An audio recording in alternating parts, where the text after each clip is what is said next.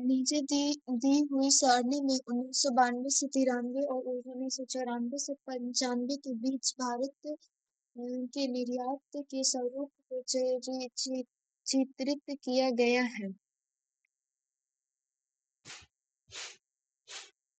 मंद कृषि और संबद्ध उत्पादक कुल प्रतिशत 1992 से 93, 1993 से 94, 1994 से 95, 16.5, 18.0, 15.9, अयस्क और खनिज 4.0, 4.0, 3.7, विनिर्माण माल 75.5, 75.6, 68.0, पेट्रोलियम उत्पादक 2.6, 1.8, 1.9, निर्यात व्यापार के बदलते स्वरूप से सूचित होता है कि भारतीय व्यवस्था का संरचनात्मक रूपांतर आधुनिकीकरण के पक्ष में हो रहा है।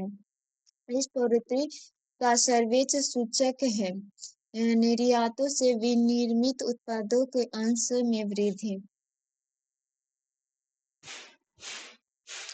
सारणी से स्पष्ट है कि विनिर्माण उत्पादन के निर्यातों में वृद्धि हो रही है, किंतु अन्य में यह गिरावट की ओर संकेत कर रहा है। निर्यात में भी वृद्धि अंश यह सूचित करते हैं कि भारतीय अर्थव्यवस्था का संरचनात्मक रूपांतर आधुनिकीकरण की ओर हो रहा है। हवाला संव्यवहार उन भुगतानों से संबंधित है जो सरकारी माध्यम से गुजरे बिना देश मुद्रा के बदले रूप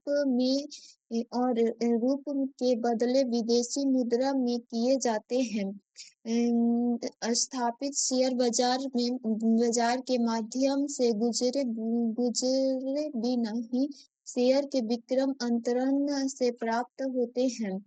विदेशी निवेशकों विक्रेताओं की अनावश्यक लंबी प्रक्रिया रेड टेप से बचाने और या अधिमानी व्यवहार प्राप्त करने में सहायता सेवा प्रदान करने के लिए कमीशन के रूप में प्राप्त होते हैं। निर्माण विषयक व्ययों हेतु राजनीतिक दलों अथवा व्यक्तियों को किए जाते हैं। ऑप्शन ए सही है। वह भुगतान को सरकारी माध्यम सरकारी संज्ञा से गुजरे बिना रुपए के बदले विदेशी मुद्रा में तथा विदेशी मुद्रा के बदले रूप में किए जाते हैं। हवाला संव्यवहार के अंतर्गत आते हैं। भारत को मध्य पूर्व के शुष्क और अर्ध शुष्क देश निम्नलिखित में से किस पण्य वर्ग का निर्यात करते हैं? फल और ताड़ तेल। मध्य पूर्व के शुष्क और अर्ध शुष्क देश भारत को मुख्य ताड़ का तेल, नारियल फलों में अंगूर आदि का निर्यात करते हैं। इन देशों में खनिज तेल का भी आयात किया जाता है। विज्ञान भौतिक विज्ञान निम्नलिखित कथनों पर ध्यान दीजिए। पृथ्वी और सूर्य के बीचों बीच स्थित अंतरिक्ष यान में बड़े व्यक्ति को दिखाई पड़ेगा कि आकाश स्याह काला है, तारे टिमटिमाते नहीं हैं। अंतरिक्ष यान के बाहर का ताप पृथ्वी तल के ताप से कहीं अधिक है। 1, 2 और 3 सही है। अंतरिक्ष यान में बैठे व्यक्ति को आकाश के काल दिखने या तारे टिमटिमाते न दिखाई पड़ने का कारण वायुमंडलहीनता की स्थिति होती है तथा अंतरिक्ष यान के बाहर का ताप पृथ्वी तल के ताप से कहीं अधिक होता है। जब किसी दर्पण को थीटा कोण से घूर्णित किए जाए तो परावर्तित किरण का घूर्णन होगा 2 थीटा। आपतन कोण का मान परावर्तन कोण के बराबर होता है। आपातित किरण, अभिलंब एवं परावर्तित किरण एक ही समतल पर होते हैं। इसीलिए किसी कोण को थीटा कोण पर घुमाया जाए तो उस पर पड़ने वाली आपतित किरण भी थीटा कोण घूम जाएगी, जबकि परावर्तित कोण टू थीटा कोण घूम जाएगी।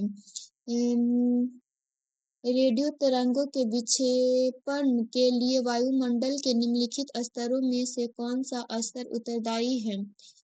आयनमंडल, आयोनोस्फीयर। तापमंडल का सबसे निचला भाग आयनमंडल के रूप में जाना जाता है। इस भाग में वायु की कई परतें या तहें पाई जाती है एवं आश्चर्यजनक विद्युतीय एवं चुंबकीय घटनाओं का घटित होना इसलिए मुख्य विशेषता है। आयनमंडल की सबसे निचली परत डी लेयर से रेडियो की लंबी तरंगों का परावर्तन होता है। डी परत के ऊपर ई परत से रेडियो की मध्यम तरंगें परावर्तित होती है। ई परत के ऊपर एक परत एफ लेयर मिलती है जिससे रेडियो की कुल लघु तरंगें परावर्तित नहीं होती है। स्पष्ट है कि यदि आयनमंडल में ये तीनों परतें न होती तो पृथ्वी पर रेडियो प्रसारण सुनना कदापि संभव नहीं होता है, क्योंकि इनके अभाव में रेडियो तरंग ऊपर अंतरिक्ष में जाकर विलीन हो जाती है। गुरुत्व के अधीन विरामावस्था से मुक्त रूप से गिरने वाले किसी कण के मामले में समय में विस्थापन का विचरण किसमी सही दर्शाता है?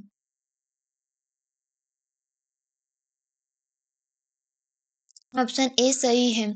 विराम अवस्था शून्य से गुरुत्व के साथ समानतापूर्वक गिरते हुए पिंड के लिए S = 1/2 GT² या y = x2 के समान है, जो परवलय समीकरण है। अतः स्पष्टता गुरुत्व के अधीन विरामावस्था से मुक्त रूप से गिरने वाले किसी कण के मामले में विकल्प ए का रेखाचित्र सही प्रदर्शित है। पूर्ण आंतरिक परिवर्तन होता है जब प्रकाश जाता है हीरे से कांच में। जब कोई प्रकाश किरण संघन माध्यम से विलंब माध्यम में प्रवेश करती है तो अपवर्तन के कारण अपवर्तित किरण विलंब से दूर हटती है। जैसे जैसे हम आपतन कोण का मान बढ़ाते जाते हैं, विलंब माध्यम में अपवर्तित किरण अभिलंब से दूर हटती जाती है, अर्थात अपवर्तन कोण का मान बढ़ता जाता है।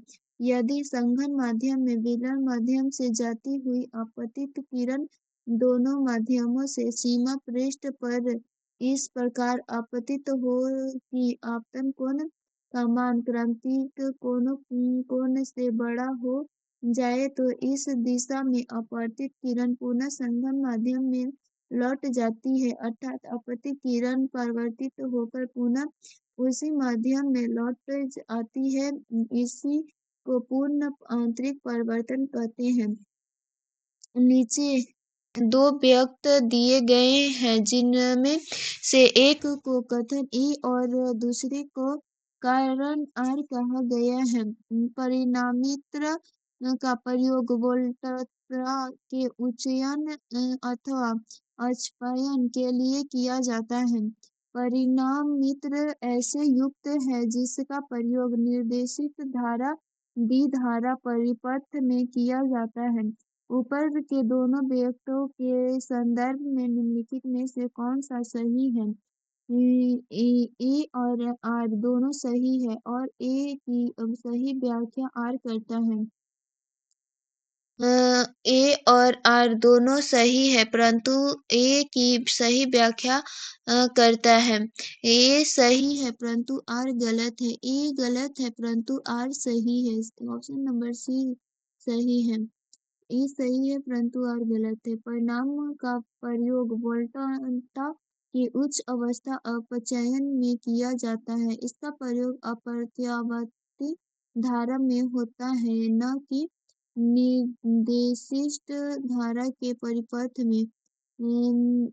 अल्फा कण के दो धन आवेश होते हैं। इसका द्रव्यमान लगभग बराबर होता है। हीलियम के एक परमाणु के रेडियो के तत्व द्वारा अल्फा, बीटा तथा गामा किरणें विकिरित होती रहती है। अल्फा कण धन आवेशित होते हैं, जबकि बीटा किरणों पर आवेश ऋणात्मक होता है तथा गामा किरणों पर कोई आवेश नहीं होता। अल्फा किरण पर दो धन आवेश होते हैं, जो हीलियम के एक परमाणु के रूप में होते हैं। घरेलू विद्युत तारा संस्थापन मूलतः समांतर संबंध है। यदि प्रतिरोध को इस प्रकार जोड़ा जाए कि हर प्रतिरोध पर विभवांतर समान रहे, तो यह प्रतिरोध का समांतर क्रम संबंध होता है। न्यूनतम प्रतिरोध प्राप्त करने हेतु घरेलू विद्युत तारा स्थापना से मूलतः इस समायोजन का प्रयोग करते हैं। संधारण यंत्र किसी व्यक्ति की सहायता करता है कम बल का प्रयोग करके भी उतना ही मात्रा में काम करने में। साधारण यंत्र कम बल का प्रयोग करके भी उतनी ही मात्रा में काम करने में सहायता करता है।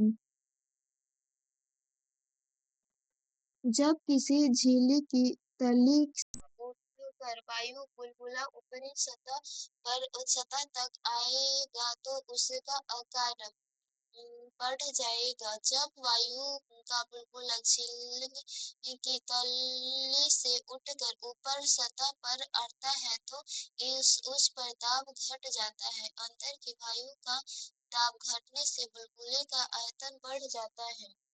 रासायनिक विज्ञान। निम्नलिखित में से कौन सा तत्व लोहे के साथ मिश्रित होने पर स्टाफ बनाता है जो उच्च ताप को प्रतिरोध कर सकता है और जिससे उच्च कठोरता तथा अपघर्षण प्रतिरोधकता होती है? क्रोमियम इस्पात लौह का एक प्रकार है जिसे 84.4% लोहा, 11% क्रोमियम, 35% मैग्नीशियम तथा 25% कार्बन होता है। यह पृथक क्रिस्टलीय तथा चमकदार होता है, जिसे आसानी से पीट कर मोड़ा जा सकता है। क्रोमियम बहुत कठोर होता है, जिसका उपयोग उच्च ताप प्रतिरोध, उच्च कठोरता तथा अपघर्षण के लिए किया जाता है। जल स्रोत में जल के भौतिक रसायन लक्षणों में परिवर्तन होने का कारण है।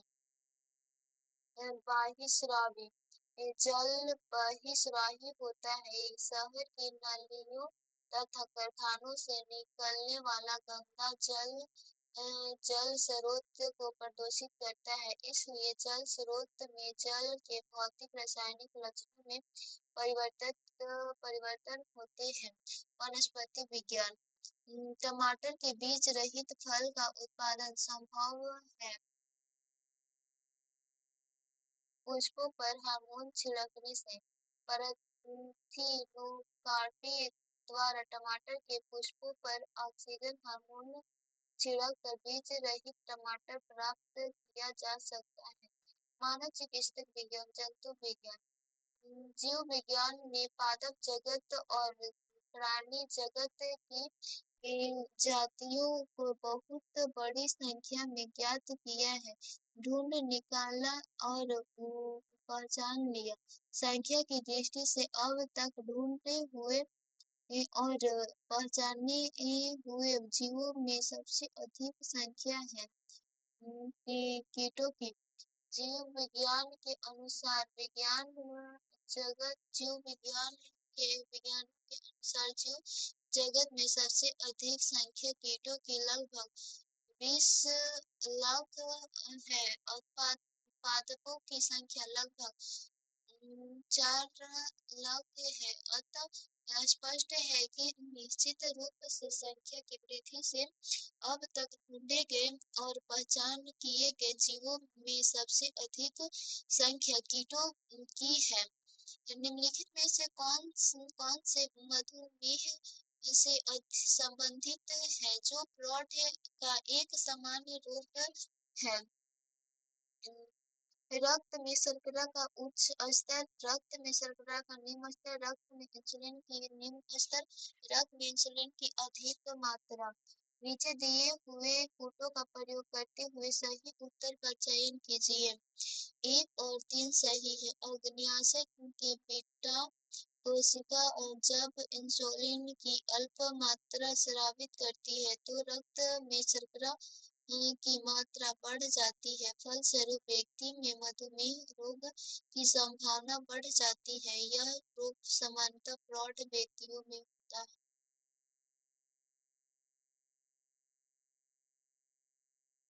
निम्नलिखित कथनों पर ध्यान दीजिए। एड्स का संरचना होता है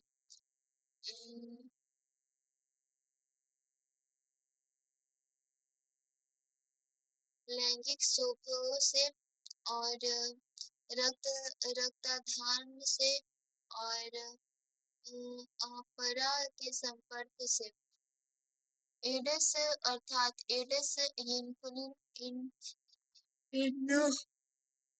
डिफिशियंसी सिंड्रोम रोग एच आई वी नामक विषाणु से होता है। एड्स होने के कई कारण हैं, जैसे समलैंगिक संबंध, अप्राकृतिक यौन प्रक्रिया, वैश्वावृत मादक पदार्थों का सेवन, इंजेक्शन के सुई को बिना स्टेरिलाइज किए दूसरे व्यक्ति के में प्रयोग आदि द्वारा होने की संभावना रहती है। यह रोग मच्छर के काटने तथा हाथ मिलाने, छूने अथवा गले लगाने से नहीं फैलता है। निम्नलिखित में से कौन से कुपोषण होता है? अतिपोषण, अल्प पोषण से, असंतुलित पोषण से। नीचे दिए हुए फुट का प्रयोग करते हुए सही उत्तर का चयन कीजिए। 1, 2 और 3। वह पोषण जिससे जीव के लिए आवश्यक सभी पोषक तत्व पर्याप्त मात्रा में उपलब्ध हो, संतुलित पोषण कहलाता है। संतुलित पोषण के लिए कार्बोहाइड्रेट, प्रोटीन, वसा, विटामिन, न्यूक्लिक अम्ल, खनिज, लवण तथा जल की आवश्यकता होती है। इनकी आवश्यकता से कम या आवश्यकता से अधिक होने पर व्यक्ति कुपोषण का शिकार हो जाता है। अतः कुपोषण में अतिपोषण, अल्प पोषण और तथा असंतुलित पोषण शामिल है। कुपोषण का कारण अल्प पोषक तथा असंतुलित पोषण है। छिछरे हैंडपंप से पानी पीने वाले लोगों को नीचे लिखे सभी रोगों के होने की संभावना है, सिवा फ्लूरोसिस के। फ्लूरोसिस फ्लोरीन युक्त जल से होता है तथा फ्लोराइड प्रायः गहराई में पाया जाता है, जबकि छिछले हैंडपंपों का पानी शुद्ध होता है, जिससे पीलिया, टाइफाइड, हैजा आदि बीमारियों के होने की संभावना रहती है। हमारे शरीर में त्वचा तल के नीचे विद्यमान वसा निम्नलिखित के विरुद्ध अवरोधक का काम करती है। शरीर की ऊष्मा का क्षय। त्वचा एक उत्सर्जित अंग के रूप में कार्य करती है। इससे श्वेत ग्रंथियों के उपस्थित होने के कारण जल में घुलित उत्सर्जित पदार्थों का पसीने के रूप में उत्सर्जित होता है। त्वचा तल के नीचे एक वसा की परत होती है जो शरीर की ऊष्मा को क्षय होने से रोकती है। लिखित व्यवसाय में लगे व्यक्तियों में से कौन कौन से व्यक्ति को अपनी कोशिकाओं के डीएनए में स्थायी परिवर्तन का खतरा रहता है? कार्बन 14 स्थानिक का प्रयोग करके अनुसंधान करने वाले X ray X ray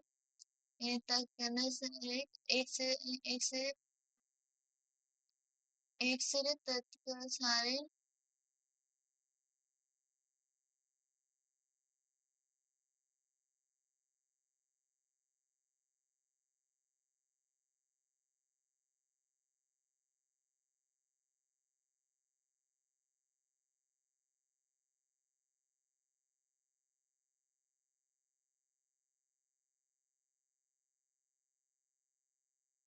carbon स्थानिक का उपयोग करके अनुसंधान करने वाले एक्स-रे तकनीशियन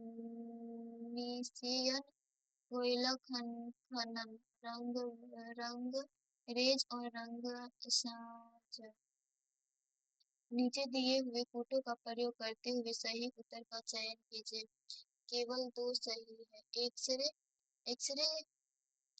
एक्स-रे तकनीशियन के डीएनए में अस्थायी परिवर्तन का खतरा बना रहता है। एक्स-रे की तरंगदैर्घ्य 10 से -10 मीटर से 10 से -8 मीटर तक होती है। एक किरणें मांसपेशियों में प्रवेश कर जाती है।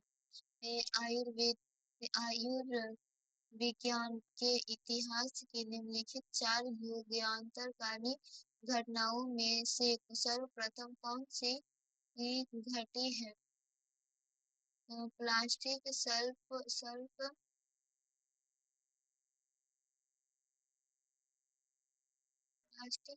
क्रिया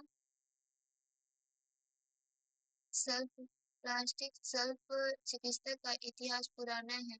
भारत में इसके बीज 5वीं शताब्दी में देखने को मिलते हैं।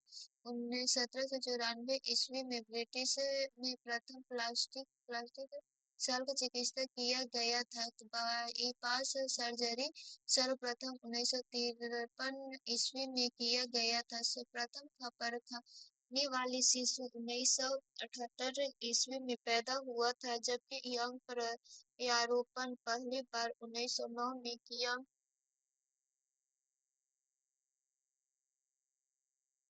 जीवधारियों को कम से कम 27 तत्वों की आवश्यकता होती है। इसमें से 15 धातुओं हैं। इनमें से प्रभुत्व मात्रा में आवश्यक होती है वे हैं पोटेशियम, सोडियम, मैग्नीशियम और कैल्शियम। जीवधारियों में मुख्य रूप से calcium, chlorine, magnesium, potassium, phosphorus, sodium एवं सल्फर की आवश्यकता होती है। सूची 1 सूची 2 को सम्मिलित किया और सूची 3 के नीचे दिए हुए फोटो को प्रयोग करते हुए सही उत्तर का चयन कीजिए।